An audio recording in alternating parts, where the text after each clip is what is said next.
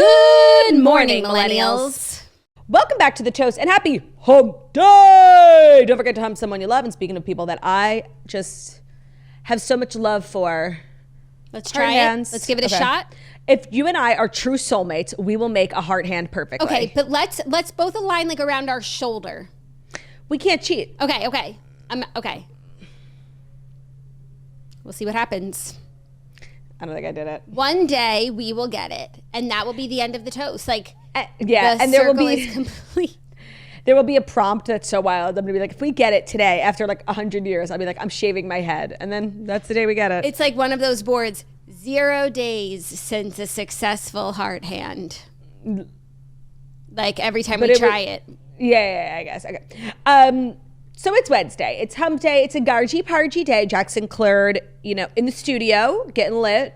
We have a big show today. On the Jackie ones and twos. Both watched the season premiere of The Real Housewives of Beverly Hills. That was just what I needed last night. It was like 7:45. I was sat ready for bed, thanks daylight savings, and I wanted something to watch. And then I saw Dorit and Lala. I saw Lala Kent, actually. Shout out to Lala. Posted she was on Watch What Happens Live, and Dorit was there. And I was like, is tonight the night? I also found out that Beverly Hills was premiering. Like, what happened to commercials? Like, I literally found out because Dorit posted like a picture and the caption was hashtag RHOBH, hashtag tonight or whatever. I was like, wait, what? Yeah, so that was exciting. And then I also watched Watch What Happens Live. Random to have Lala on, no? Yes. I'm not complaining. I thought that was like a weird. It was random. It was so amazing to see her. She looks unbelievable. She does. So does Dorit. I'm loving brunette Dorit.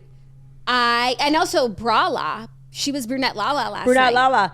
I also have taken a full season break from Beverly Hills. I didn't watch it all last season. So I came in with like kind of a refresh. I feel like every season I come in with like my biases from last season. I really came in very fresh, like really hating new people and liking new people because I felt completely unburdened by what has been. Mm-hmm. So it was a refreshing take. And I don't feel like I missed much last season. No. Okay, I'm excited to hear who you're vibing with. Yeah. Because I think you'll be surprised. For me, it's Dorit and Erica. For me, it's Dorit and Erica too. And like kind of for the first time ever in my Housewives career, like hating Kyle. Yes. Kyle's going through a lot. We'll talk about it. We have our fifth and final stories about Housewives, and then we're going to get into the recap, and then we have Dear Toasters. So as Latert said, there's a lot to do today. And I just know after this episode, I'm going to feel so much lighter. Like, I saw such an interesting TikTok right before I started. An interesting TikTok. So, and it was this girl being like, I need to get this message to Jackson Cleared. And it was, and people tag me in those all the time. And it's like, I didn't really need to see the message, like this one, like brand new information. So it's about why John Mayer might have been at the Sabrina Carpenter show. Cause it's weird. Okay. And this information might help. Okay. So you know who else was at the show? Danielle Fishel. She's the actress who plays Topanga from Boy Meets World. And she was on Girl Meets World, the spin-off. Where Sabrina got her start on Girl Meets World. Exactly. Sabrina's big Disney breakout show. And I guess her and Danielle Fishel are super close. She was actually a bridesmaid. Danielle Fishel just got married and Sabrina was a bridesmaid. And a groomsman in that wedding was John Mayer. So they're clearly like connected, like family friends-ish. I think that's probably like where they met, like through the Fishels. And like maybe Topanga was coming and brought John. Let me tell you, I appreciate the knowledge of this connection. It's definitely good information. However, I still think his presence at the concert, she didn't bring the other groomsmen. She didn't bring her husband. It's true. He wasn't just going to support his friend's wife. It's true. It's true. Bridesmaid. Oh my God, I have to say something too. I wanted to tell you that. So thank you. No, I'm glad to know it.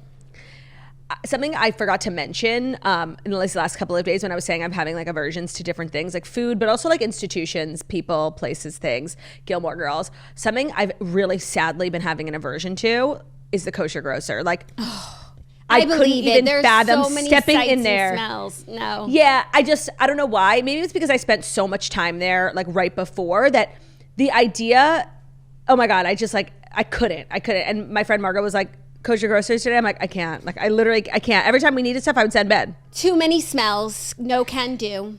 The thing is, it's not even smelly actually at all, even though they have like a fish market. It was just the sheer concept of it. Like, I can't explain these aversions. Like, and yesterday I actually went, because I'm like so sick of not having any real food in my house. All I eat is like chips. I'm like, I'm I need to give some nutrients to this baby. Dr. Fox was like, are you having salmon once a week? I'm like, yeah, lol.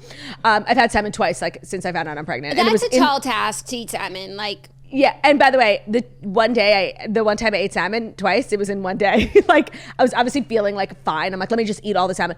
And so I'm like back, you know, I made chicken meatballs last night. I'm really trying to like eat well. Mm-hmm. So I had to take my ass to the kosher grocer. It was totally fine. I don't know what I was afraid of. It was actually quite pargy. So we're back. That's good. Well, speaking of the details of your pregnancy, you and I are sitting down today for Q&A, like Jax on Claude. Not Jax Diane and Sawyer. Claude. It's Jax on Claude, asking all of the questions about your pregnancy, your journey. We're getting questions from the Facebook group so everyone can sort of chime in, and we're going to get a 360 view of Turt and what the last 3 months have been like, what the last maybe more than 3 months have been like, what the future looks like. And to be honest, I know this is like going to be a crazy thing. I really feel like I haven't talked about it that much. Like, I feel like we've actually had such a busy week, like with Keke Palmer and like, I don't know. I actually feel like there's so much I have to say. When you look at the questions, there are so many different like areas of this that we haven't even covered yet. And that's just the thing about it. It's like, yeah, we've talked about it a lot, but there's so much to say. It's the biggest deal in the world. It's the biggest It's the biggest thing you can do as a human being. I'm like, seriously, I walk these streets and I'm like, you guys don't even know what's going on inside my body. Like, Superwoman, a superhuman. I have a message I have to deliver because I actually walked through a cloud of like cigarette smoke today. And I just, honestly, I can't believe like we're at a place where we're smoking cigarettes. Like, what are you, 1,000? Like, get an electric one. Like, you have to walk out of your building. She was like standing on the street and like it smelled so bad, like it actually almost killed me, let alone the secondhand smoke, you know? Maybe that person was inspired by Real Housewives of Beverly Hills last night, because cigarette stock is about to go through the roof after that scene of Dorit driving through the canyon, smoking a cigarette frantically on the day she announced her separation.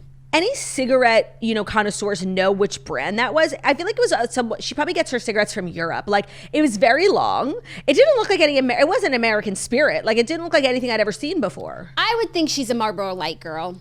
She gives such Camel Crush energy. Like, no. I can't. But it wasn't a Camel Crush. I didn't see her crush it. I'm going to go Marlboro Light, but I feel like you're only going to be seeing and smelling more smoke ever since that scene. Like, I kind of want to have a cigarette now, just like in solidarity with Dorit. That's my favorite thing. And I feel like on Vanderpump Rules, they didn't shy away from it as much. Like, especially when they were all younger, they were all chain smoking in the back.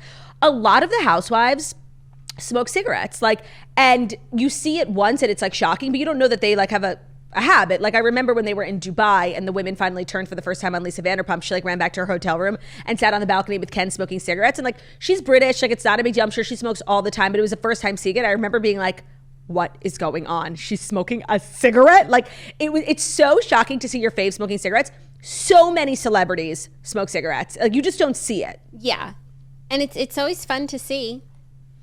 It's so fun to see. It's like, it's just different. You know, it's like seeing a teacher out of school. Yeah, and there's like nothing like wrong or illegal about it, but it feels like they're doing something crazy, especially in this day and age. It's frowned upon. And I also imagine Dorit didn't know that was going to be included because it was kind of just like B-roll. She was driving. She wasn't talking to anyone. Like, she said on Watch What Happens Live she was being chased by the paparazzi. So I think she was incredibly stressed and she didn't care that there's like a camera in her car. Probably wouldn't be included. I'm going to have my cigarette. I don't care if you guys see it. And she's also Israeli. Like, Israelis love to smoke cigarettes. That's what I always forget about Dorit. Like, no, and when Andy shocking. Andy asked her about it on Watch What Happens Live. I saw a clip. And she wasn't like, oh, I just like had one rant. Like, I think she just smokes. No, if you have a pack in your car, like, you smoke. Yeah. No, she wasn't like, oh my God, that was so crazy. Yeah. I'm so embarrassed. It was just one time. No, like, these women like to party. Like, they're smoking cigarettes. Yeah. I can't remember. I think on Shahs of Sunset, oh my God, they always used to smoke cigarettes. They didn't, like, they couldn't even hide it. They were smoking hookah. It was very cultural, you know? So they were doing cigarettes, hookah, Vanderpump Rules. They were always chain smoking. Yeah. Just a fun little additive. But IRL, like, I'm not loving. I need people to stop smoking near me. Like, it's seriously disgusting. It can make me throw up. Yeah, that's rough. I'm sorry. It's rough. And it's also, like, not to make everything about me, but, like, secondhand smoke. It's very real. Third-hand smoke in that Correct. Well, I'm sorry you're going through that. It seems as though all roads are like leading back to Beverly Hills. So I think we should get into the stories so that we can get into the thing that we want to talk about. I guess, yeah. Anything else that you would like to share with the class? I'm trying to think. Pregnancy brain. Yeah, no. I literally didn't do anything like worth sharing yesterday except going to the kosher grocer and complained the entire day. Oh, I went to Home Depot and that was major. I had a major experience at Home Depot, and I like tried to do all these things for my house. Like I got like new lights for my vanity because there's one that's out. I bought 3 different kinds just to like make sure I got the right one. None of them were the right one. I got these like grips for my chairs so that they would stop sliding. They didn't fit. I'm done trying. I so echo your sentiment. I'm so sorry that happened to you. That's literally so real. However, all of that brought me to Home Goods, where I found the most beautiful plates and bowls that I keep passing in my kitchen because I let them out to dry. I wash them, and they're sparking so much joy. So who cares how many light bulbs I had to buy? That didn't work. I've got the plates of my dreams. There are just some household errands that like aren't for us, and going to Home Depot is not one of them. I have such a conflicted, complicated relationship with Home Depot because the Home Depots in the city are not stores, they're showrooms. So you like walk in like I need a faucet, right? Oh. And so they'll show you, because you're limited on space. How big is your Home Depot? It was huge, and I was picking out a paint color. There are so many colors, and then they all come in 5 different like matte, sleek, whatever. Yep. And I gave the guy my paint, and I like a bunch of different sizes, and like they literally like plug it in, and like something comes up from the basement, and it's my paint jug. It's as big as like a football field. Yeah. So we don't have space for that in the city. So most Home Depots in the city are just showrooms where they have like one of everything and then they can order it for you. Like, who the fuck? Like, I came here to buy it. Like, what order? What is this, Chanel? Can I tell you something that's going to make you like Home Depot that I read somewhere once? What? That like once a month, maybe like the first Saturday every month, something like that, they have free classes for kids where they learn like wood shop skills. Oh, that's cute. I thought you were going to say like something more charitable, like I think that's like veterans or something. Okay. Yeah, that would be nice too. Maybe they have a veterans discount, but maybe they have like a program for veterans. No, it's sweet. It's sweet. It's sweet. I just like, and they get to like I think you like built, like you hyped up like what you were going to say too much, that I was expecting like they gave $1 billion to, you know. No, but I feel like everyone does that. Yeah, it's so true. Also because it's like a tax write-off, so it's like totally selfish. Uh-huh. But they're just giving back to the children and teaching them how to build so that maybe one day someone can build a cabinet for me. Right. Maybe. Or put together the bookshelf. No, that's beautiful. I'm sorry. I didn't mean to like, clown. So like maybe you guys should go. I think like you have to be a certain age, but maybe take your kids. Like that's a really cute thing to do. Yeah. Shout out Home Depot. I don't think Home Depot is a place like for us. You know what I mean? In terms of like shopping. It's just the fact that you went, bought 1,000 things, and every single one of them was wrong, like that tracks. Yes, but I had to go to pick out the paint color. No, like that's not something I could have outsourced to Zach. So of course, the returns he can do. I'm not going back there, but I got my paint color, and I did what had to be done, and then I treated myself with a jaunt to Home Goods. Not a jaunt. It was a jaunt, and the girlies were out. You could not find parking. Oh my God, parking is like. It's different in the city, like especially I don't really drive in the city. Ben doesn't. You have to parallel park everywhere, which is horrible. Like if you ever need a parking spot in the city, it is going to be a parallel park, which is hard. But like once you master it, like you can do it. Parking in those like spaces, like at a big parking lot where there's like 2 cars between you, like I think that's worse. That's so funny. There's so many people watching. When Margot was here, she said she knows how to parallel park, but she does not know how to park in a parking space. I only know how to park in a parking space. The wide turn, like it's so complicated. I find it, and I do have trauma because the one and only time I've ever been in any sort of fender bender when you were in the car singing Becky G's The Shower, it was me pulling into a regular old parking spot at a Key Food. Like that's where my trauma comes from. So I think I would rather parallel park in the city. That is hysterical. I mean, parking is pretty daunting. That's why I actually had a solo lesson with my driving instructor after I got my license where we only did parking. We focused on parking for like an hour and a half and I got the gist. And I think now we're at a place where you and I can admit that the reason I got in that fender bender was because you were playing music so loudly taking Snapchat videos, right? Well, you're supposed to be able to tune out your surroundings. I'm just like a plant there. I was in high school or maybe college. Like I was such a fresh driver. Like you were just really being manic in the front seat, dancing in the mirror, singing in the shower, like really nutty. La-da-dee, la-da-da. Can you help me? That song slaps so hard. Well, you ruined that song for me, so thanks. You can't not dance. You can't not Snapchat.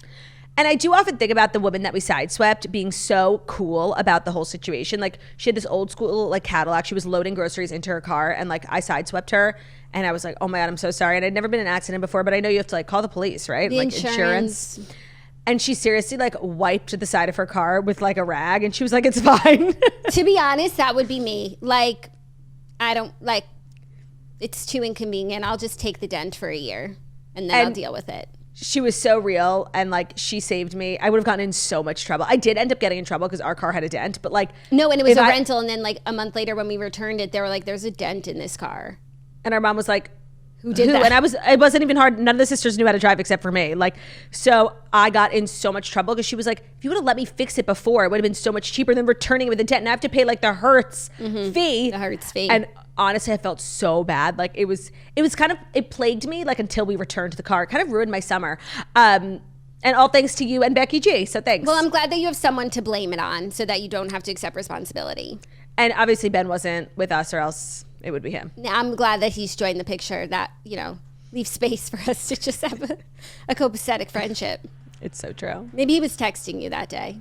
Maybe. Okay, I think we could dive in. Now, I agree. We have stuff to do. Further ado, here are the fast 5 stories that you need to know. Today's episode is brought to you by Skims. You guys know we love the holidays, but of course shopping for everyone on your list can be really overwhelming. And when we saw that Skims launched their holiday shop, we really started to get into the holiday spirit, and there was about like 11 people I was able to check off my list because I knew Skims would have something for them. It's really the best destination for all gifts. There's even a few pieces, if you're buying something for yourself, that you've been eyeing. Everyone in the family is going to get Skims for the holidays. It's also such a cute Christmas morning gift, like everybody wearing matching pajamas. And I just got a new pair of the Skims pajamas in like a very Christmassy red, which, you know, I can't really participate in the Christmas trend, so this made me feel really like happy. And if you get them for everyone in your life, and then everybody wakes up on Christmas morning wearing like matching Skims pajamas in like festive colors, so cute. Skims also just has the best loungewear, the best pajamas. I love pajamas that like I can look like presentable in. It's like a cute set that's like oddly flattering, but it's also so cozy, the best material, really breathable, really stretchy. And all the undergarments from Skims, you guys know we absolutely love. The Fits Everybody Scoop bralette. Oh, I'm wearing it today actually. Hello. It's my favorite bralette ever. The Skims holiday shop has them packaged in the cutest boxes that make for easy stocking stuffers. These festive prints have really gotten us into the holiday spirit. So shop Skims holiday shop at skims.com. Available in styles for women, men, and kids, even pets. If you haven't yet, be sure to let them know that the Toast sent you after you place your order. Select podcast in the survey and select our show in the drop-down menu that follows. Thank you, Skims, for sponsoring today's episode. Today's episode is also brought to you by Squarespace, the all-in-one website platform for entrepreneurs to stand out and succeed online. Whether you're just starting out or managing a growing brand, Squarespace makes it easy to create and build a beautiful website, engage with your audience, and sell anything from products to content to time, all in one place and all on your own terms. There's so many different features of a Squarespace website that will really like appeal to anybody who wants to create a website for whatever reason, but also no matter what your skill level or background is in creating websites, like Squarespace is really accessible for anyone, even if you have no experience. This is the first time you're ever making a website. So if you're creating an online store, you can sell your products on an online store with Squarespace. And so even if you're selling physical, digital, or service products, Squarespace has the tools that you need to start selling online. Whether you want to use your website to showcase content, you're a graphic designer, like using it as like a portfolio, you can host video collections, organize your video library, showcase your content on beautiful video pages, and you can sell access to your videos with member areas. Of course, we know a lot of you guys do like side hustles as like content creators and bloggers. Well, if you wanted to create a blog on Squarespace, they have powerful blogging tools to share stories, photos, videos, and updates. You can categorize, share, and schedule your posts to make your content work for you. So head to squarespace.com now for a free trial. And once you're ready to launch, go to squarespace.com/toast and you'll save 10% off your first purchase of a website or a domain. That is Squarespace, spelled, you know, the normal way, SQUARESPACE.com/toast, and you'll save 10% off your first purchase of a website or a domain. Today's episode is also brought to you by State Farm. We know toasters can agree. Nothing feels better than a personal win. Like when you get a final piece of furniture delivered to your apartment, your home really feels complete. Perhaps you hit like a new best record in a workout. Whatever it is that you decide is a win for you. Like maybe, you know, you stopped for a coffee on your way to work and then still made it in on time, or you made it in late and like nobody noticed and you got away with it. That's almost better. Whatever it is, that calls for celebration. And who's cheering right beside you? State Farm. Also, State Farm. With State Farm and the State Farm Personal Price Plan, you can create an affordable price just for you when you bundle home and auto. So celebrate by breaking out the confetti and your happy dance moves and talk to a State Farm agent today to learn how you can bundle and save with the Personal Price Plan. Now, obviously, I am biased as a close personal friend of Jake from State Farm and Jakey from State Farm. I think a lot of people don't know how close I am with both of those individuals. So I can really attest to the fact like State Farm is there, like kind of like a good neighbor would be, right? Mm-hmm. I know all about good neighbors. I know how close you are with your neighbors. So obviously you can attest to State Farm being there probably better than anyone. Yeah, no, it's akin to a great neighbor. State Farm is there. Yeah, confirmed is. Confirmed. There's so many rumors about State Farm. I feel like they're there, they're not there. And we've actually been contracted by State Farm to let you know, like, they are there, really, whenever you need them. Where are they? There. Oh, over there. State Farm, you can talk to a State Farm agent today to learn how you can bundle and save with the personal price plan. Like a good neighbor, State Farm is there. Prices are based on rating plans that vary by state. Coverage options are selected by the customer. Availability, amount of discounts, and savings and eligibility vary by state. Like a good neighbor, State Farm is there. It was very Mr. Schuster of me. Stop. By the way, before we get into the story, it's just an update to a story from yesterday about Pete Davidson and Maria from The Bachelor. Yeah. She posted... NVM, Control Z, yeah, undo. She said, never dated Pete, false rumor, I'm friends with his sister, case closed. And then she said, his sister said he's not in rehab and he's been sober for months. He's literally home.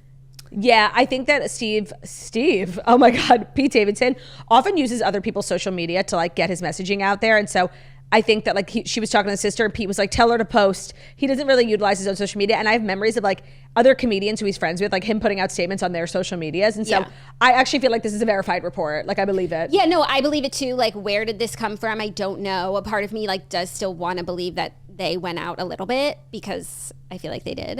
They're definitely like hooking up behind the sister's back. Sorry. Like ship, all to say. Our first story. My best friend's brother is the one for me. BFB. Literally, it's Victoria a classic Justice. tale. It's a classic tale of a best friend's brother. Tale as old as time.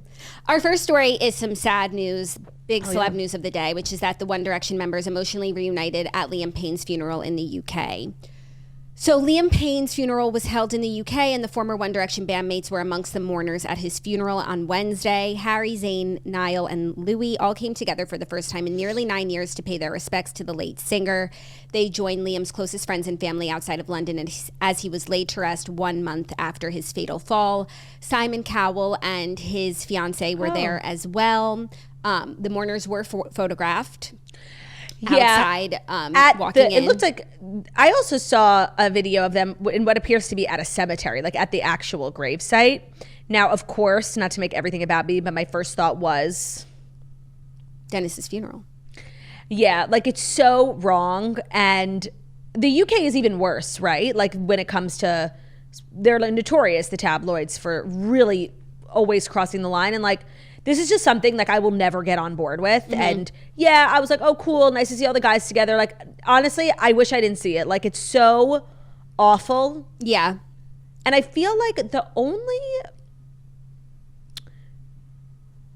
like, I'm trying to think of recently, because I remember Matthew Perry's funeral. There was one like drone shot of like the 6 cast members walking into the funeral, like into the church. And honestly, like as much as I wish they would have left them alone, like that was, to me, that was fine. Like, okay. That's like so crazy though, to put a drone at a funeral. But then also this feels crazy because it's like, we're seeing pictures pretty close up of the members. So that means there's like paparazzi in their face as they're walking. And I didn't see the video of the gravesite. That's really horrible. But as they're walking even from the car into the church or wherever it was held, they're being like mobbed.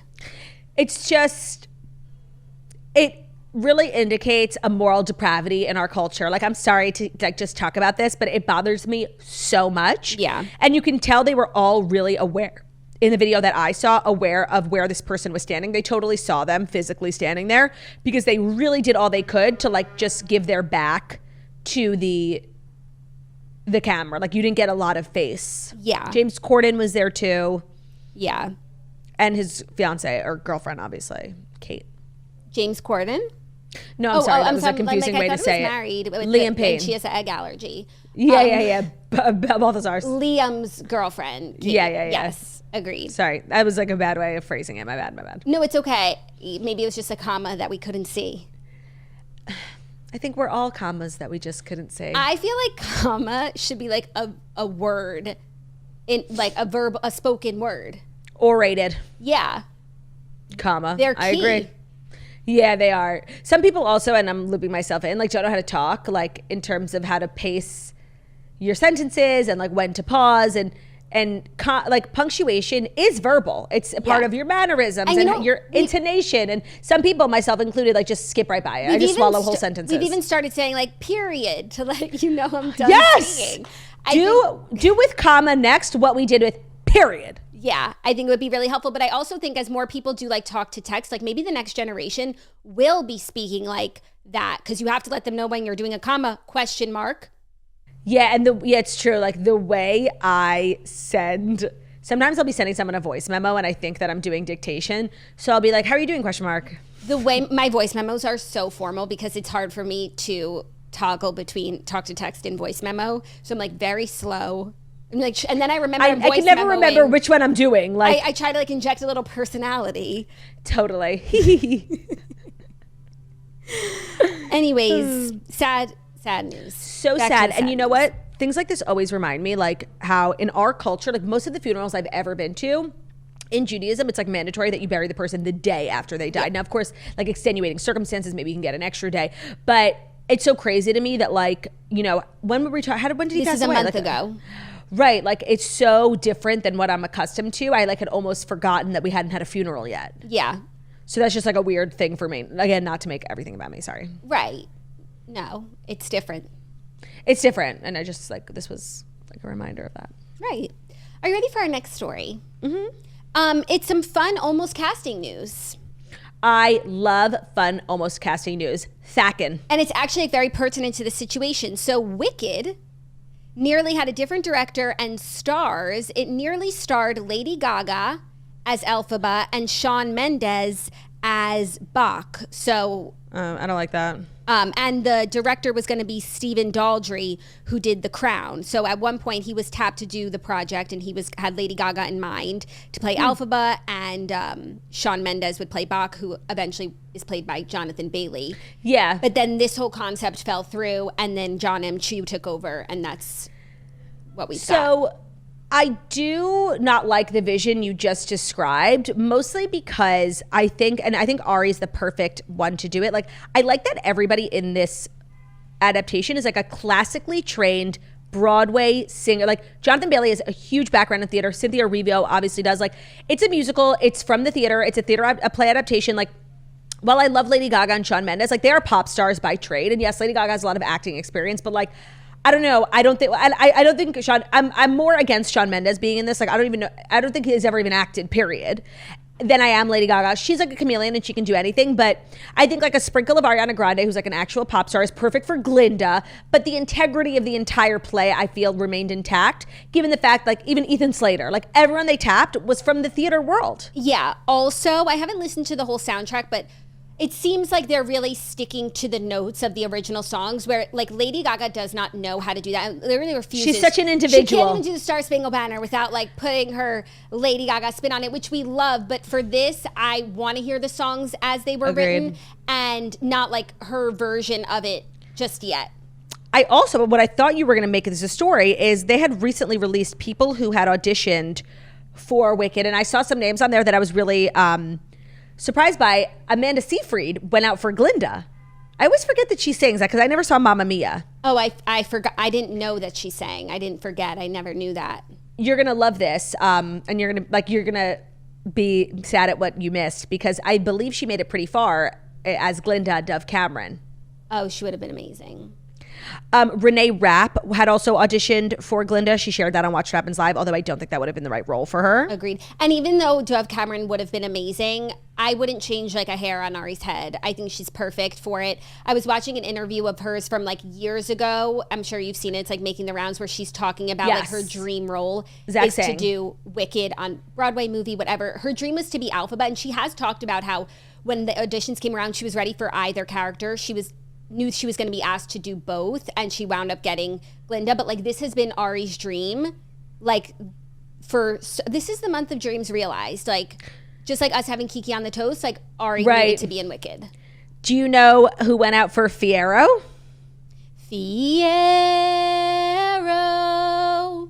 Who? Both Nick and Joe Jonas. That's really crazy. Okay, I want to say, I actually think Nick would have done a good job, because like Fiero's like kind of annoying and like show-offy, which is so Nick. Yeah, If you auditioned and you like made it kind of far, but you didn't get the part, like, would you want people to know that you like didn't get it? It's a really good question. Yeah, because I feel like even the most successful people have like failed auditions and they become like famous stories. It doesn't mean that you're not talented. It really just means like you weren't right for the role. Yeah, and also sometimes it's like the timing doesn't work out. Lady Gaga went on to do Joker 2 instead of this. That's what she did with her past 2 years.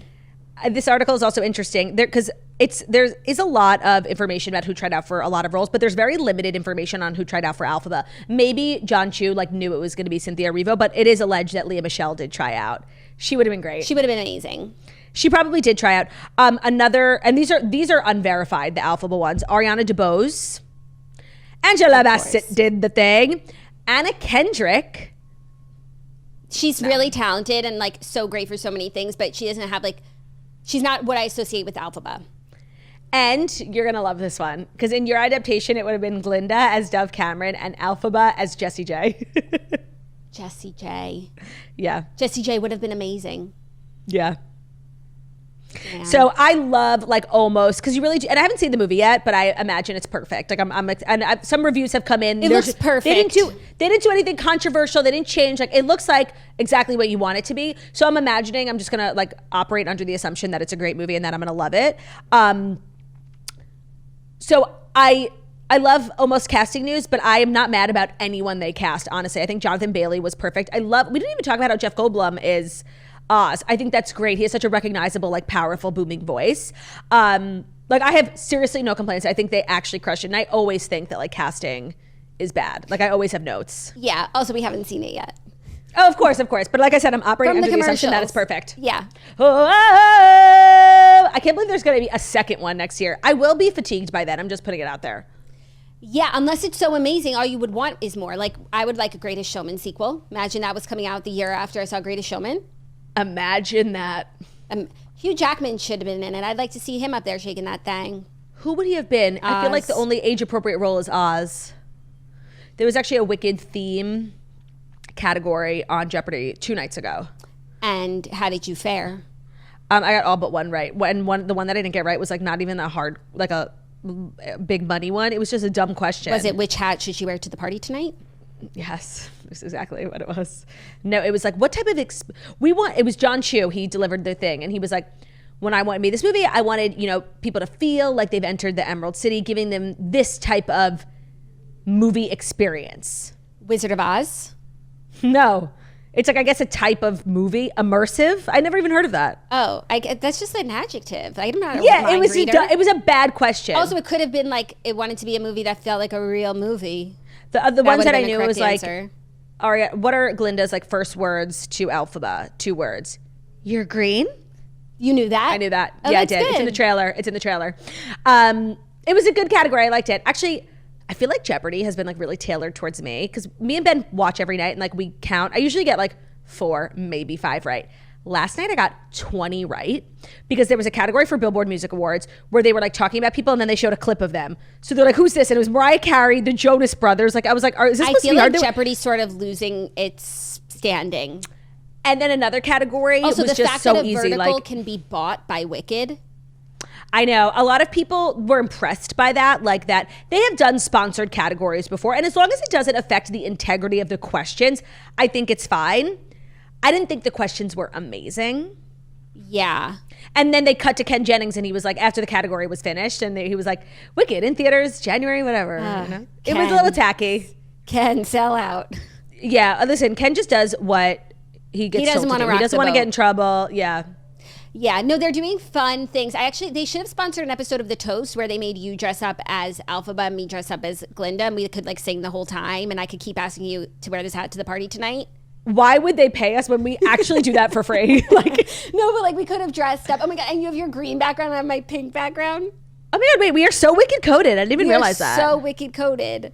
Missed marketing opportunity. Maybe for the sequel. Yeah, maybe they'll have enough budget for us next year. That would be really cute. Like now I just want to do it for free. Yeah. But it would be better if you're getting paid. So we're not like sitting here in like a big ball gown. You're with green paint on my face. Yeah, no. Are you ready for our next story? Mm-hmm. A little love news. Who's in love? Besides me with you. Oh, Turdy, me with you. No, Jay Cutler is engaged to Samantha Robertson 2 years after his divorce. Yes. It's only been 2 years. Oh, I guess maybe 2 years since they legally. By the way, no, they split up in 2020. They were the first to crack during the pandemic. So maybe. Yeah, but it probably took them 2 years to legally get divorced. For sure, but they've been apart for 4 years. Yeah, no, that's a misleading headline. I'm glad we called that out because I would have just accepted that and forgotten. Yeah, I'm kind of on a fact-finding mission these days. It's the Jeopardy's influence on me. Multiple sources close to the couple have told People magazine that the two of them have taken the next step in their relationship. She was seen actually rocking a ring on her finger at the Yellowstone season 5B premiere, so that settles that. Why was she at Yellowstone? Is she in Yellowstone? Who is this person? So she is a lady. She's Samantha a mother Robertson. of two. She formerly She's a lady? Like, she's just like a beautiful woman. She was married to an actor before. Mm-hmm. She's very pretty. But I think he probably was invited to they went to the premiere together, and she was wearing a ring on her finger. Hence. She's very pretty. Yeah, she's just a beautiful woman. Amongst other things, I'm sure. So, like, nobody lied to her. Yeah. And you're saying she was qualified to own those shoes? Yeah, just like in every picture of her, here she is at the premiere with like Bethany and Jay. Yeah. And she just has that. She's got Riz, as I think they say. Doesn't she have Riz? She was previously married to Trace Ayala. He's an actor. And close friend of Justin Timberlake, according to People magazine. Interesting. And it seems like they are, co-parenting well. She shares 2 daughters. Did he die? No. She said shared a tribute. Oh, yeah. Okay, sorry. Tribute makes it seem like somebody died. Yeah, he's alive, and they have kids together. They seem to get along well. That's nice. Yeah, so they'll have like a blended family. Yeah, I like Jay Cutler. I worry for him. He did have that DUI, and then we just sort of never heard anything about it. That was literally yesterday too. Maybe he was celebrating his engagement. Yikes! Yeah, it was definitely gave me pause. Yeah. Oh, and I did watch that Kristin Cavallari TikTok. How funny. Very funny and full of tea. Full of tea. So real. So real. She's so pretty. And that neighborhood they were running around, gotta buy a house there. It was so nice. Yeah, goals. That's my favorite part of that TikTok trend is people run outside in their neighborhoods, and it's just nice to see where the other half lives, Totally. Anyways, mazel tov to Jay. Yeah, I that's hope nice. that Samantha and Kristin get along well and all's well. Me too. Do you think Kristin's easy to get along with in that type of situation, or she makes it difficult? I could see her being a little Meredith Blake. I don't think she makes it difficult, but I think she's pretty exacting, and she's also lest we not forget the original cool girl. She doesn't want to hang out with some loser. But if someone could match her, I think she would be happy to welcome them in. Yeah, because they do. Their kids are young. They are going to be involved in each other's lives. It's not like the kids are off at college and never have to see the new wife. You do. But I think these two have potential for getting along. Because she seems, I don't know Samantha Robertson, but she seems like a real one. Based on her Instagram, she gives good vibes, and that's really half the battle. I mean, it is. Some people can't even do that. So true. Are you ready to see it. Are you ready for our 4th story, which is kind of taking the world by storm? I am. It's some aviation food news. Okay, it's a little misleading. Delta flights will be serving Shake Shack burgers in first class. So, asterisk, Delta Airlines has announced a partnership to serve Shake Shack burgers on long-haul flights to a lucky moneyed few. That's right, an all-beef cheeseburger with Shake Shack's special sauce will be available to you as long as you're flying first class. And as long as you're flying one specific route. Yeah, it will only be available on flights longer than 900 miles departing Boston. Right. Okay.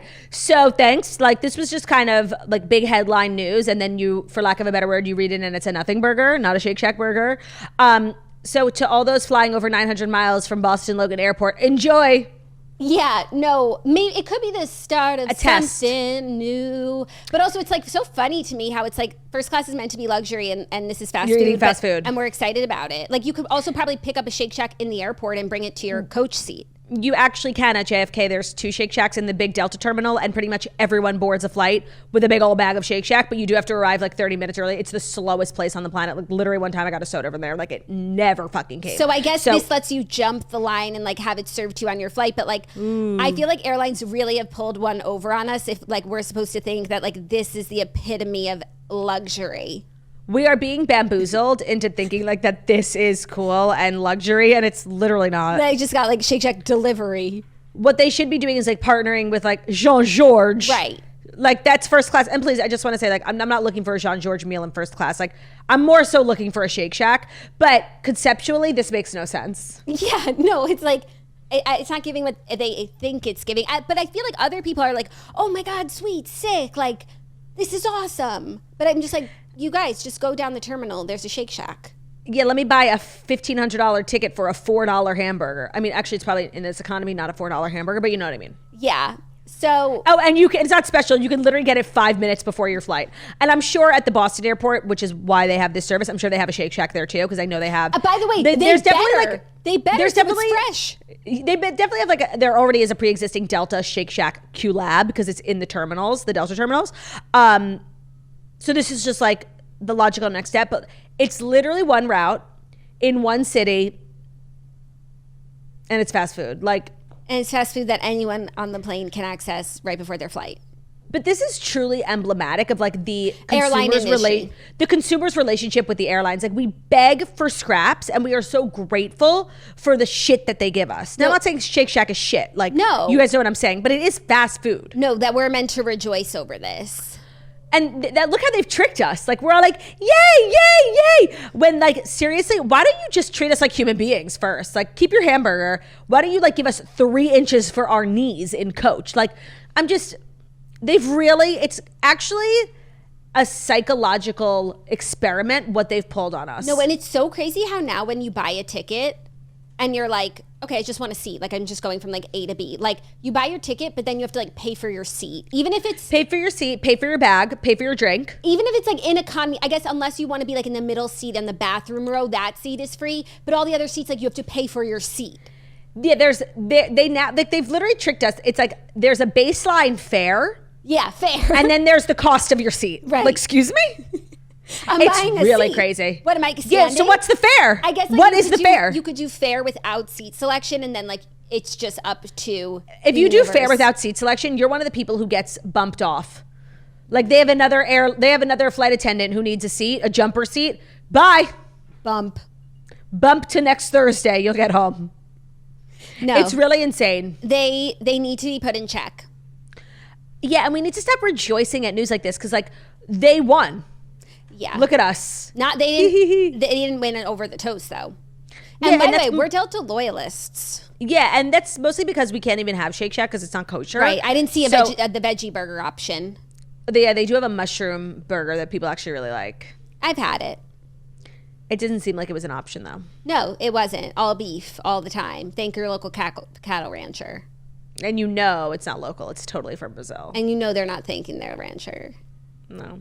Even the Brazilian one. Disgusting. Are you ready for our fifth and final story that will lead into our TV recap? If it's our fifth and final story that will lead into our TV recap, that is brought to you by Wayfair Perchance. Perchance it is. Oh my gosh, my week is brought to you by Wayfair. I just got a cabinet on Wayfair for my bathroom that I'm so excited about. So it's so satisfying to get great deals on things that your home really needs, especially before the holidays. And Wayfair is the place to shop for all things home. Everything from sofas to spatulas. You name it, they have it. They also have styles that you can't find anywhere else. No cookie cutter stuff that everyone else has. That's so true. I feel like you were looking everywhere for this like random cabinet and you were only able to find it on Wayfair. Yes, specific specs. I needed it big. I wanted a certain amount of drawer space. They had literally every option available to me. It almost feels like customizable how many options they have. Yes. So it's the go-to destination for everything home, no matter what your style is or your budget. And you can earn rewards and get the best savings in the neighborhood with their new loyalty program. So it's 5% back on every item across Wayfair's family of brands, free shipping, member-only sales, and more. Terms apply. They also have a huge selection of home goods, ranging from appliances and area rugs to beds and wall art. Like for your home, no matter how big or small, like you need a washing machine? Okay. You need a plate? It's really everything top to bottom that you could possibly need for your house. And they make it easy with fast and free shipping, even on the big stuff. The pool lounge chairs that I just got for you, Turdy, Wayfair. Wayfair? Everything in my house is from Wayfair. I love. My outdoor furniture is also from Wayfair. And then I finally got pool lounge chairs because like Claudia likes to lay out when she comes and I didn't have any. And I got them from Wayfair. They came so quickly. They got assembled. Beautiful Pargy. And they're just really good about having things that are reasonably priced. Like I think furniture's really gotten out of control. They have. Don't miss out on saving big with Wayfair this holiday season. Head to wayfair.com now to shop Wayfair's Black Friday deals. That's WAYFAIR.com. Today's episode is also brought to you by Cozy Earth. So indulge in unmatched comfort with Cozy Earth's bamboo sheet set. We love everything from Cozy Earth. Their bamboo sheets are amazing. Sleeping on Cozy Earth sheets is like sleeping on a cloud. They are incredibly soft and they get softer with each wash. Just gets better over time. Their sheets are crafted with cutting edge technology to regulate your body temperature. So whether you sleep cool or hot, you'll be able to be comfortable and you won't want to go back to anything else. But also I love that their products are all made with bamboo, and their bamboo pajama set for women are a timeless classic. They are perfected by Cozy Earth. Bedtime really can't come soon enough, especially with daylight savings. Like, I'm getting my pajamas at 3:30. So while you're waiting to slip into your Cozy Earth pajamas that are crafted with a soft stretch knit that features enhanced breathability and a relaxed fit, you won't want to take them off. Cozy Earth is a brand whose product quality and durability really stand the test of time. Their bedding and bath products have a 10-year warranty, and all bedding products come with an 100-night sleep trial, but you will fall in love after the first night. We have a great discount that we've had with Cozy Earth, a perfect time of year. It's like cozy season. Also great gift, of course, like little pajamas as stocking stuffers. Head to cozyearth.com/toast. Use our code TOAST for an exclusive discount of up to 40% off. If you get a post-purchase survey, please say that you heard about Cozy Earth from the Toast. You wrap yourself in luxury this fall with Cozy Earth. I just feel like it is the actual season where we're like, I feel like during the summer, I'm like sleeping in rags. Like, it doesn't matter because I'm like hot. This is the time of year where like I want to look cute in my pajamas and I want to feel like I'm laying in a cozy, delicious cocoon, and Cozy Earth is really that from top to bottom. Today's episode is brought to you as well by Saks.com, the premier digital platform for luxury fashion. With the holidays right around the corner, Saks is making it easy to find the perfect gifts for even the pickiest on our lists, including yourself, with an expertly curated assortment of fashion. Whether you're shopping for a hard-to-please family member, someone that has everything, or even your ultra-stylish bestie, Saks.com has you covered with the most versatile collection of fashion, beauty, home decor, and so much more. Let's be real. Gift giving is not everyone's love language. It can definitely be daunting and stressful, especially shopping in real life, like at a store in person. It's just so overwhelming. I feel like you just rush by stuff that you don't even want, and you end up overpaying, and you just like wanted to get out of the store. Saks.com is so civilized. It's such a premium shopping experience. It's so organized. You'll really be able to like be thoughtful with your purchases. They have their holiday gift guide, so you can find perfect gifts for him, for her, beauty gifts, gifts for kids. We all need a little inspiration when it comes to holiday shopping, and Saks.com provides you with just that. They can help you find your own holiday vibe, too. If you're looking to upgrade your party looks, treat yourself to top designer brands like Alice and Olivia, Frame, Prada, Gucci, and more. Because after all, holiday shopping is never complete without spoiling yourself first. So if you're looking for gifts that will help you win the holidays, then head to Saks.com now for a seamless shopping experience. Whether you're shopping for loved ones or treating yourself to something special, Saks.com will gift you endless inspiration that will enhance your holiday season. So get ready to be the best gift giver ever and find gifts guaranteed to bring joy for every hard to shop for person this season at Saks.com. That's SAKS.com. Let's make this holiday season memorable for you and your loved ones. Let's do it, Turdy. What if we just did it? Let's do the fifth story, which is that Real Housewives of Beverly Hills star Sutton Stracke is claiming that Kyle Richards tried to hook up with Kevin Costner in Aspen. So on last night's episode of RHOBH After Show, Sutton was on with Garcelle and Jennifer Tilly, who was on last night's episode, and she told this story about how Kyle tried to hook up with Kevin Costner while they were in Aspen at the same time. She said, Kyle and I have this conversation. She was in Aspen and Kevin Costner was there, and she was like trying to hook up with Kevin Costner. The trio had been discussing Kyle's rumored romance with country singer Morgan Wade, who has long been the center of romance gossip with Kyle. She said, Garcelle said, but you want Kevin Costner. And Sutton added, I know. So Sutton said, this is what I'm saying. I don't think that Morgan's the end all be all because Kyle really wants, it's not all about Morgan. There's some Kevin Costner mixed in there.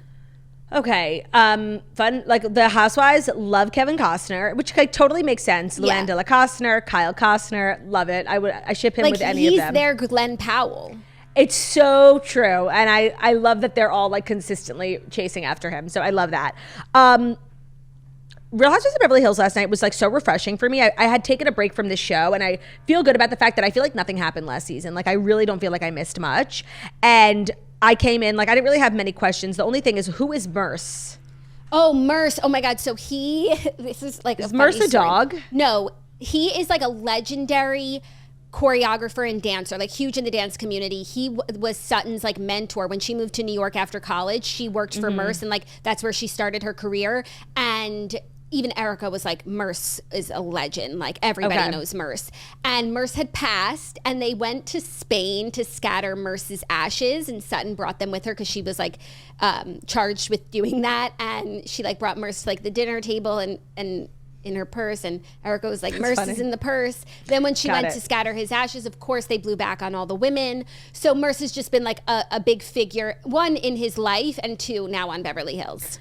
Funny. Okay, thank you. I literally thought Merce was a dog, because that's so something the housewives would do, like take their dog's ashes. I mean, that's literally what Sonia did, and then it blew back on everyone. Now, I was really shocked when Garcelle put into perspective that now that Dorit is not married, that none of the women in the group are married. And I feel like that's actually a really bad sign for a franchise, because it reminds me a lot of the downfall of the Real Housewives of New York. And also very interesting that they premiered Beverly Hills right before New York. Like they're really desperately trying to offload some viewers onto New York. Desperately. I actually had to leave New York on so I wouldn't miss Watch What Happens Live, because Watch What Happens Live wasn't even on the TV guide. It said Real Housewives of New York. But then I'm like looking at Lala's Instagram, they said 10:15. So I left on Real Housewives of New York. I watched against my will in order to watch What Happens Live. So do not count that rating, Nielsen. I didn't watch it. They are doing everything they can to try and get ratings for Real Housewives of New York. Like nobody's watching it. And it is large. Like people hate it. So I just thought that was interesting. But I feel like it's not a good sign for a franchise when none of the women are married. Not that you need to be married to be valid, but I just think that like Beverly Hills had always had like a good mix of single women, but also really strong institutional marriages. And it just reminds me a lot of New York, where like one by one, they slowly all got divorced. And then it was this cast of like single women just like kind of being nuts and drinking too much and not really being good housewives. Yeah, I agree with that. But I don't think that they're there yet, especially because no. Dorit and Kyle are still separated. So like it's still ongoing, and like their marital affairs are storylines. Kathy is married. She's not a full-time housewife. Yeah. But I feel like, yes, it is really crazy because at one point... Oh, and the new housewife, Bose, is married. No, she's widowed. Oh, God. Yeah, sorry. Oh, my God. Yeah. So I agree. That's really crazy. I guess we'll start with like Dorit and PK, because we had reported like back in the spring when they separated, but I completely forgot. And when she told... When she told Erica, like it was as if I heard it for the first time. And then I was like, oh, yeah. You guys, I texted Jackie. I'm like, did we know this information? I completely forgot. They made that statement and then nothing they just radio silent. Yeah, the way that Dorit is like approaching it, I think she's like obviously being really strong, really like level-headed and like stable for her children, but like she's being so matter of fact. I feel like I have no idea what's actually going on. Well, I think it's PK's choice to separate. That was the vibe that I got, which I was shocked by. Yeah, so it's like he got sober and then realized all of their issues in their marriage. Healthy. All their issues in the marriage are still there. Like, yes, they were improved by his sobriety, but they're very real and they're very much there. And Dorit's like, okay, well, you aren't willing to work on it. Look, think of all the shit I've put up with. Your DUI, your bankruptcy, your gambling debts. Like, she's so real for that, first of all. Like, now you see things clearly and you're out. Excuse me, I've been seeing them clearly the whole time and I've stuck by you. Right. No, I agree with her. I agree with her too. Right now, I'm still loving. I don't know if Erica was like this last season, but she's so tempered and she gives good advice to everyone without taking a side. Like she's a good friend. She looked amazing. No, she was like this last season. I fell in love with Erica last season, like, and her journey. And last season was really about like her like coming back to herself, and she was getting out of the woods on some of this legal stuff. And then that's why I watched Bet It All on Blonde, because I really just like I'm so here for her comeback. Mm-hmm. She is like the way that she's actually like overly patient with the women now and like overly forgiving, when like back in the day, like you crossed her. They were rough. But I guess you can't stay on the show if you're really going to write off everyone who like didn't completely have your back. No, she's such a pleasure to watch, and I'm so happy for her. I agree. She's so mature. It's like a level-headedness that we don't often see on any franchise. So I was really... I embrace it. I loved it. But I'm just like having this thing with Kyle. I feel conflicted, obviously, because, and last night before the episode was on, they were playing the most recent reunion part 3. And I watched like the last 20 minutes when Andy was really grilling her about Morgan Wade, and she gave us nothing. She was like on the verge of tears the whole time. She, I don't know. We got nothing. And I feel conflicted because obviously, like, this is somebody who's going through some sort of sexual awakening, and being peppered with questions on reality TV is like the worst thing for that. Everybody's entitled to their privacy and entitled to come to this on their own terms. But Kyle's the star of a reality show, multiple reality shows. She's, notoriously questioned other people when they were going through things. So it's like she's not being afforded she's given the same grace that she's been giving other people, which isn't a lot. And I feel conflicted because I'm like, girl, take your time. It's nobody's business. But also, you were out here shoving Denise Richards out of the closet. Right. Like, I feel like I actually don't feel bad for her, even though I know I should. And it's just like she's in the worst type of environment for what she's dealing with. Even like this conversation she had with Garcelle, she's like, I'm going to have it with all the ladies and I'll have it with you first because I feel safe with you.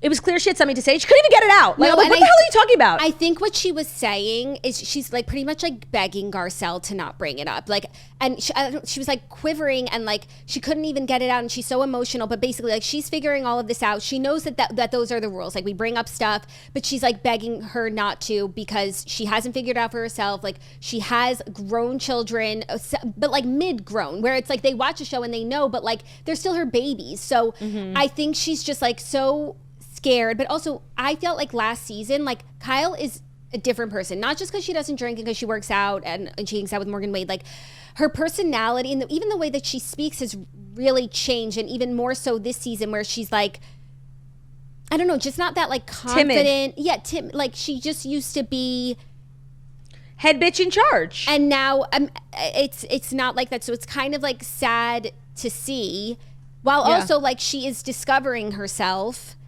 And she wanted this separation with Mo. I'm sure there's more to the story, but like it wasn't like she was begging him to stay. So it is confusing, but also because she is confused. Yeah, and it's a frustrating thing to watch because I'm just looking for clarity, and she doesn't have that. So I think that's what I got from her conversation with Garcelle is like, please, like I'm not doing okay. Like please don't go hard on me, because that's what Garcelle does.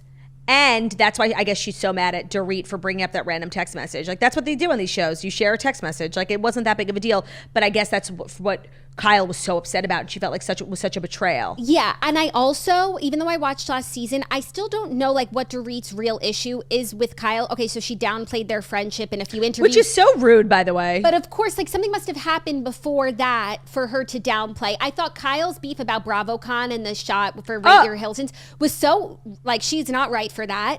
Oh my God, it was so clearly a joke, and Dorit wasn't going to answer the question, and then Kyle spilled on her. She's like, actually, never mind. The fact that she didn't see that fake answer she gave about Kathy being first and Kyle being last was clearly because she spilled on her. Everyone in the room knew it was a joke, and Kyle is grasping at straws, and that makes me think that she has really no leg to stand on in this argument with Dorit.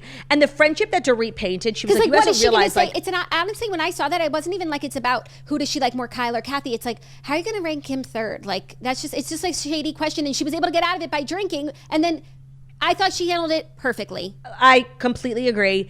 And I think the way Dorit describes their friendship from Dorit's POV, which is like, you know, it's very much like Kyle runs this friendship, and if I do or say anything she doesn't like, she won't talk to me for months. And I'm just like, I'm done feeling discarded. And I feel like when you get separated, like you find like your voice a little bit, and I think she's applying a little bit of what she's going through with PK to Kyle, being like, you kind of treat me like a doormat. And like when we came on the show, there was a power dynamic, right? Like Kyle really runs this shit.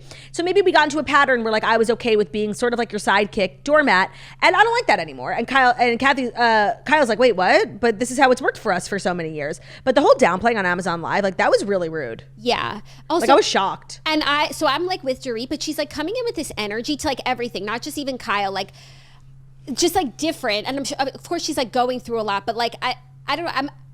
She was just kind of like being new energy. Yeah. And I in some areas I liked it, in other areas I'm like confused. But I guess, but even when she was talking to Kathy, like unloading about, she's just very, I don't even know the word, just like matter of fact, like not emotive.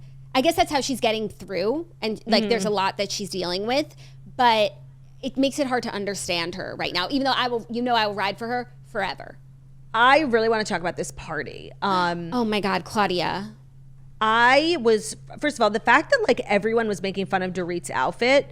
Now, I don't know surrealism. I don't know if it was in theme or not, but I know she looked pretty. Like the fact that Sutton Stracke had anything to say about anyone's outfit, like seriously, jail for you and everyone you know. She looked so stupid. Her dress was like ugly with the horns. Like, I don't understand surrealism, but I know what's beautiful and I know what's not. And I know that Sutton looked not beautiful. Like, it was so stupid. I don't know why everybody kept commenting about Dorit's disc. I thought it was actually very chic. Like, okay, I don't know, maybe it wasn't surreal, sure. I thought she looked pretty. Like, isn't that just the baseline to look pretty? I actually thought Kyle looked amazing. They all looked like clowns. So for one clown to point at stupid. another clown and say, you're a clown, it's like, hey, we're all clowns here. The party was like so crazy to me. Like, it was so weird. I guess, I don't know surrealism. I missed that day in art history class, so maybe I'm just uneducated, but it was really weird. And it's like, kind of, it's giving like one of these like weird Hollywood. When Jennifer Tilly showed up in the white chick's dress with the duck around her neck, I was seriously like, these people are so unserious. All the eyes and the on the dance floor, and everyone was wearing animals on their head, and like, it was just, I didn't find it cool. And then that singer singing about her pussy. No, and like that singer was seriously like such a low budget Erica Jane. Like, just ask Erica to perform. I know. And then also, it's like if Sutton went to anyone else's party and they had that singer, she would be like so nose in the air, snobbish. But because it's Sutton's, it's surrealist. And I have something to say that's really mean, because obviously, like, I don't own a home and I rent my apartment, like, place. But Sutton lives on the side of a highway. They kept doing like zoomed. Yeah, I saw there were a lot of like, cars. she lives on the 405. I guess so, but I just figured like it's part of the mountain of Los Angeles. You know? I just expected more from Sutton. Yeah. Is that bad?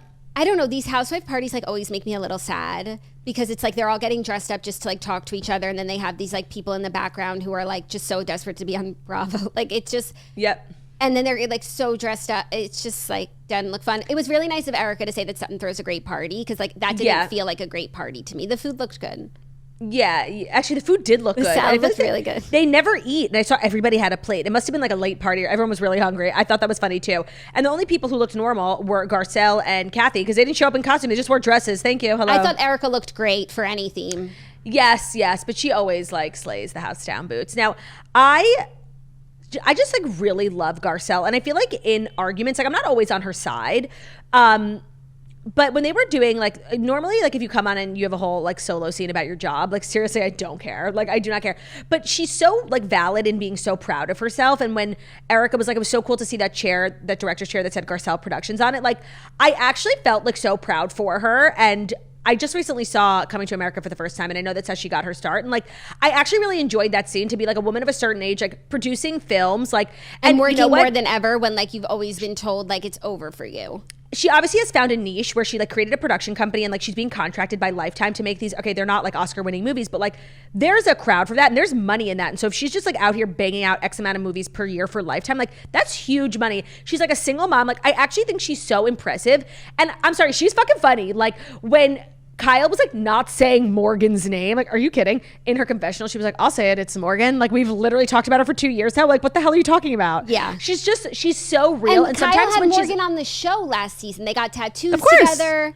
And she called out like, well, you know, your music video didn't help. Like, sometimes she calls out my faves, and I'm like, I need you to stop. But sometimes she's so real. Like, I'm sorry, you can't deny like that she is actually such an amazing addition to this show. And like, she brings a level of like, she's like, are you like, these women don't live in the real world, and Garcelle does. Like, Garcelle works for a living. She's worked for herself for a long time, so she's so like no nonsense that it's such a refreshing take. Except when she's coming for your faves, you're like, okay, slow down. Well, so that's my issue with Garcelle at the moment, is that she's coming for my Dorit. fave Dorit, and I find it so unwarranted. And she was like really mean to her last season. It was really unwarranted. So like, until that's like, they need to make it right bothering me before still. you can. Even the like alluding to the robbery like not being authentic was so. But there were so many just like mean things. Everything Dorit says and does and wears, like she's just like laughing at her, like in her confessional, being like sleeping because Dorit's talking. So like, I don't like that. But I agree, at this point, like Garcelle just says the thing that like everybody is thinking, and she's actually like moving the show forward, because they're all having like these real life squabbles, but she's the one like being like, well, we're on the show. It's Morgan. We're on the show. She came on the show. She is a professional. Yes. So that is very helpful of her. But you know what? I had a thought last night. I feel like so often we're like, so-and-so needs to leave the show. And then a few years later, we're like, oh, maybe they should come back. I feel like we need to normalize people leaving and then 2 years later coming back. Like, some people we needed a break from, you needed it. But like, I could go for Rinna now. And just because I didn't want her to be back on then, like, doesn't mean I was wrong for that then. Like, I think she was going down a place, but now like it would be refreshing, and I feel like that's actually something they should do more of. Not like, oh, we fired them, they can't come back, but like some people need a pause, sabbatical, and we should normalize that. Yes, it's sort of like an age-old dilemma that the network has where someone is doing their job so well at being a villain. They become so hated, her getting booed at BravoCon, so much demand for her to be fired. And you know what? That next season was horrible. Like, there is this sort of necessary evil. And I agree, like a 1 year, 2 year break, because we need Rinna, honestly. Yeah, I would go for LVP. I feel like even every time we say someone should go off the show, eventually it's like, oh, well, actually, if they came on right now, that would actually be really interesting. Normalize that. We don't have to reinvent the wheel. You don't have to bring a whole new cast of Rahoni. Bring back some of the oldies. Greatest hits. Speaking of, I actually really like the new housewife. And I was reading her Wikipedia because when she was saying the CEO of Endeavor, I was like, oh my God. But that was like just the tip of the tail. She worked at Apple Music for many years, PepsiCo, and she held like very high C-suite level jobs at all these companies. Apple Music, PepsiCo, Netflix, Endeavor, like, oh my God. And she's literally retired in what, she's in her 40s, like insane. Like that's also a housewife we haven't seen before. Like, we usually get like rich women with wealthy husbands, but often now we get like women who are rich on their own, but never from the corporate space. Like, right. I've never seen like a girl boss and CEO before. I find her very interesting. I would like to know more about her. And then I was like looking into her husband. He was just like, she was the breadwinner. Like, he was like an advertising executive, like nothing crazy. So I need to see her house. I need to see her cars. Like, I have she's needs. Full time. Yeah. And we'll be seeing that. And that's exciting.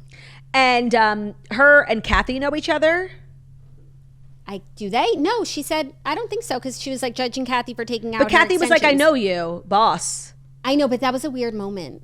It wasn't. That was weird. I feel like everybody tried to make it weird, but I knew what Kathy was saying. Like, she's known as being like a girl boss and CEO. Right. No, I didn't think it was weird. There were a lot of weird moments at that party where like, I felt really awkward. Even like Dorit was making me feel awkward. I can't, when she walked past the table and like. Stood there? I felt really awkward. It was a really awkward party. Not helped by the big dresses and the hats. Everybody looking so stupid. Yeah. Was there anything else I wanted to say about Beverly Hills? Beverly Hills. I don't think so.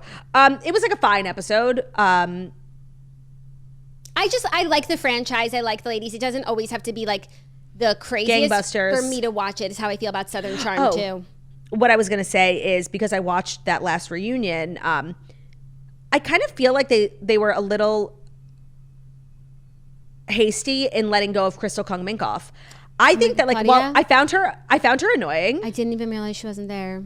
Yeah, I found her annoying, but like, she was similar to Garcelle in the sense, like, she had no loyalty to anyone. She was like call out things that made no sense. And on the reunion that I was watching, she was at first seat next to Andy, and she was like calling out Kyle so hard, and like, I don't know, I kind of feel like we need that. No, I forgot about her. And she was really wealthy, and I like that about her. So she's not on the season? No, she was not asked back. I was more so thinking about the other new housewife who didn't even get a fair shake. Yeah, she also, like, she started a conversation, I don't know if it was on the show or off the show, about like, you know, trans people in sports, which is just like a hot button issue, and she like wanted to go there, and I think that Bravo can't handle it. Bravo wasn't interested in having those sort of complex and dynamic conversations, so they were like, listen, I think it's best if you were just a one season wonder. Did she say something on the show? Because I didn't know, I didn't watch, but I know. No, all that like so I think stuff. she was posting about it on her social media. Oh my gosh, Bravo, like their panties in a bunch. Yeah, like they can't handle any sort of like real controversy like that. So I think that she wasn't a great housewife, maybe. But the thing is, and what I learned, she never got a fair shot with Eileen Davidson, is like, you really need to give someone 2 years a fair shake. Is 2 years. Yeah, I wouldn't have and she was married. Maybe it's time to bring Eileen Davidson back, although I don't think she wants to be on the show. No, and you have to bring like Rinna, you got to bring back the crew. Her girls are not there. But until we see through this like Erica, Dorit, Kyle like storyline, like maybe when they need something fresh, they should go back into the archives. I would really like that. Yeah. Now I want to bring something up that I'm afraid to bring up, but I do feel like we should push Dear Toasters to tomorrow. Like, I agree. I know. And in hindsight, if we're gonna continue recapping on Wednesday, let's move Dear Toasters to Tuesday, so you get it sooner. Tuesday, yeah. Yeah, yesterday we could have totally done it. We had our guests, but next Tuesday. Yeah. So I think this week we will do it tomorrow. We will do it tomorrow, and then I think moving us. forward, Dear Toaster should be on Tuesdays, because I was thinking that last night. If we're going to now do TV recaps of Beverly Hills every Wednesday, then that makes it difficult to do Dear Toasters. The cards can't handle such a thing, and it makes the upload time longer, and no, it doesn't make sense.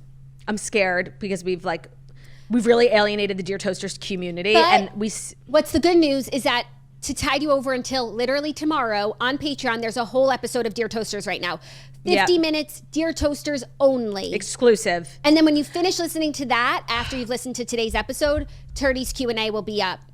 I think it's the right choice. And I just didn't want to rush through the Beverly Hills recap because it was a season premiere and I think it required our full... No, you're speaking facts. Also, who is Jennifer Tilly? I don't know her. We're just supposed to know her, I guess. Oh. They're acting like she just... The fact that the opening scene was Sutton and Jennifer talking about a surrealist party. When Sutton said, I'm taking them back to Spain, I was like, why? It's a first episode. Why are we going to Spain? I checked the TV guide. I thought maybe this was the second episode because it sort of opened with this casualty. Yeah, it was so weird. I thought they were going to Spain. I didn't realize she was saying she's having a party.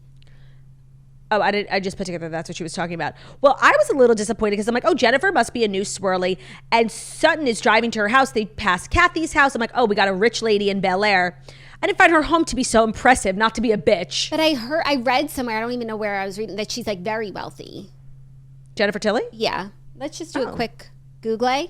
Yeah, are we supposed to know who that is? Something about her seems familiar. Lala seemed to know who she was, but maybe she was like, I love Jennifer, but maybe she was just talking about the one scene that she saw. American-Canadian actress and professional poker player, known for her distinctive breathy voice and comedic timing. She was in Liar Liar. She's in all these Chucky movies, Monsters Inc. Oh, wait. I'm sorry. I see an old photo of her. I know who she is. She's an actress. Yeah, classic. Yeah. She does look familiar. She kind of reminds me of I know her. But she's also a professional poker player? Maybe that's where the money comes. Maybe. Okay, that's better.